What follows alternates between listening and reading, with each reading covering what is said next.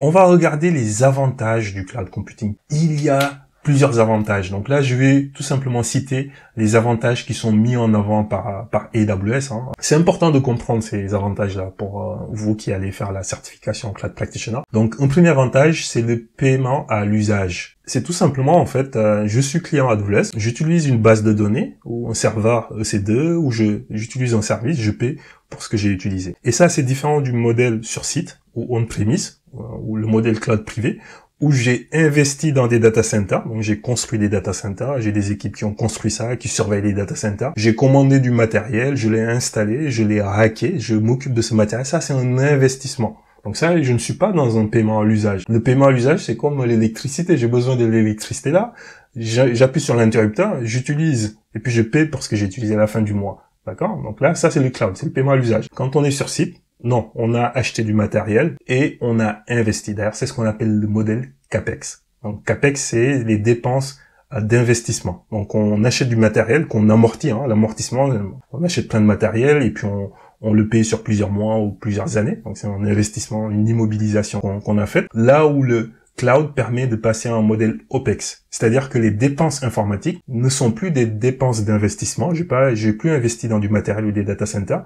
Les dépenses informatiques deviennent des dépenses opérationnelles, des dépenses courantes. J'utilise des ressources informatiques à la fin du mois et AWS me fait et t'as utilisé tant de serveurs, tant de bases de données, et voici ce que tu as payé. Et l'intérêt de ça, c'est que je ne paie que pour les ressources informatiques que je consomme réellement. Si j'ai démarré 5 serveurs et 3 bases de données, c'est ce que je vais payer à la fin du mois, mais c'est parce que j'avais besoin de ça. Et si j'en ai pas besoin, c'est quelque chose que je peux tout à fait éteindre, terminer à tout moment.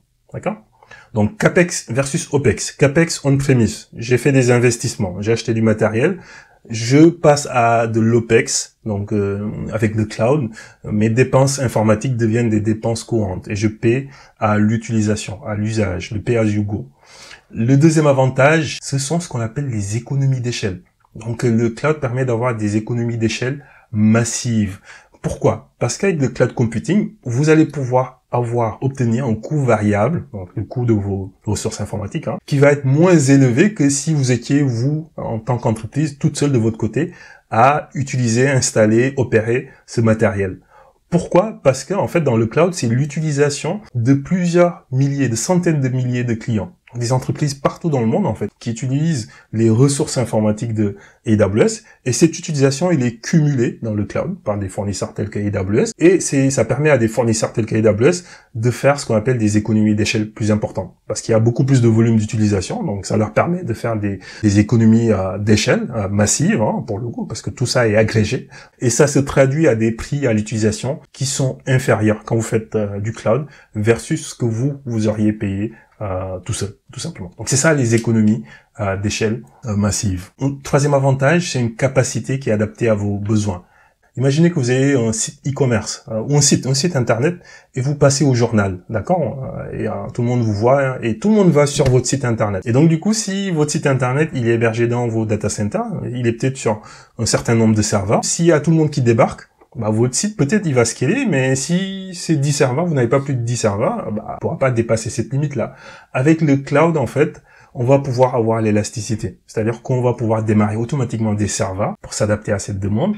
Et quand le journal, il va passer et que tout le monde va quitter le site pour aller dormir, automatiquement, on va pouvoir avoir le nombre de serveurs qui va diminuer pour s'adapter à cette baisse de charge et pour vous faire des économies.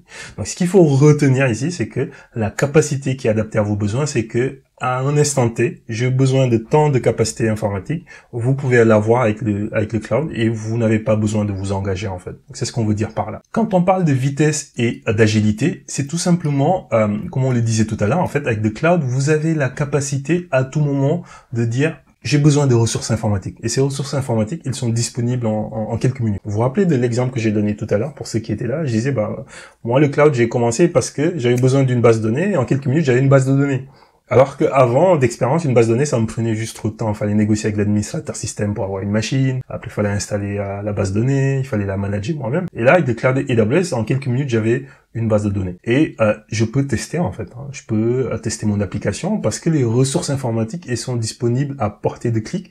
Et donc, ça veut dire quoi? Ça veut dire que les développeurs d'applications n'ont plus besoin d'attendre des semaines qu'on commande des ressources et que ces ressources soient disponibles, installées et disponibles pour que vous puissiez les utiliser. Et donc c'est ça qui permet en fait aux entreprises qui utilisent le cloud d'augmenter l'agilité de l'entreprise. Parce que on a une idée, on peut tester en quelques minutes. Et finalement, si l'idée ne marche pas, bon voilà, on termine les ressources, on passe à autre chose en fait. Si tester une idée quand on n'est pas dans le cloud, ça signifie commander 15 serveurs en plus, il va falloir bien défendre l'idée en fait, pour qu'on puisse commander ces serveurs, parce qu'effectivement, ces ressources informatiques ne sont pas à portée de clic. C'est ce qu'on entend par vitesse et agilité. Donc c'est au sens de l'entreprise. En tant qu'entreprise, je peux tester rapidement des idées. Si j'ai besoin d'une capacité, je peux l'avoir rapidement parce que je sais que le fournisseur cloud a cette capacité pour moi à tout moment. Et ça me permet, en tant qu'entreprise, d'accélérer l'innovation. Ça me permet de tester. Ça me permet de me tromper.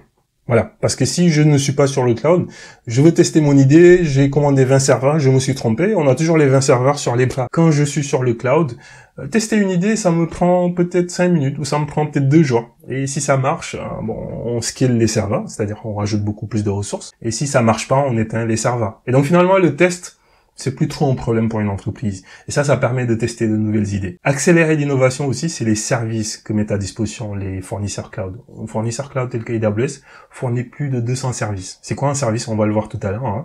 C'est un service pour démarrer des bases de données, créer des serveurs, faire de l'intelligence artificielle, orchestrer des clusters, containers.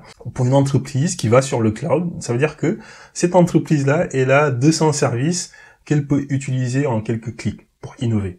Et donc ça permet également, encore une fois, d'accélérer l'innovation pour une entreprise. Et le dernier avantage qu'on va voir dans ce slide, c'est le déploiement mondial en quelques minutes. On va encore mieux le voir quand on va parler d'infrastructure globale, mais le déploiement mondial en quelques minutes, ça veut tout simplement dire qu'un fournisseur cloud tel que AWS a des data centers partout dans le monde. D'accord? Même en Afrique, en fait. Ils sont présents en Afrique du Sud, on le verra tout à l'heure. Et donc ça veut dire quoi? Pour une entreprise qui est en Guinée, qui est au Sénégal ou qui est au Maroc, ça veut tout simplement dire que, par exemple, si Monsieur Camara a son entreprise, Monsieur Camara est au Mali ou en Guinée, Monsieur Camara, s'il est client AWS, il peut en quelques minutes déployer son application aux États-Unis, parce que AWS a des régions aux États-Unis. Et donc du coup, ça se fait via la console, sans bouger de son bureau. Monsieur Camara, il va être capable de faire ça. Pareil, si Amine, il veut faire la même chose depuis la France, déployer son application en Afrique du Sud ou en Asie, vu que les fournisseurs cloud ont des data centers partout dans le monde, ça permet un déploiement mondial en quelques minutes. Si moi, en tant qu'entreprise, ou Madame Silla, par exemple, elle a son entreprise et ses serveurs et son serveur sont à Dakar ou à Bamako, c'est un peu plus difficile pour Madame Silla de dire du jour au lendemain, je vais me déployer vers le marché asiatique. Pourquoi? Parce que ses serveurs sont à Bamako ou à Dakar. Et donc du coup, ses clients en Asie, ils vont devoir accéder à son site web qui tourne sur les serveurs qui sont à Bamako. Il va y avoir énormément de latence pour ces clients qui sont en Asie. Mais si Madame Silla dit, je vais sur le cloud, les choses échangent. En quelques minutes, elle peut déployer des serveurs à Tokyo ou à Séoul ou en tout cas dans n'importe quelle région AWS qui est en Asie.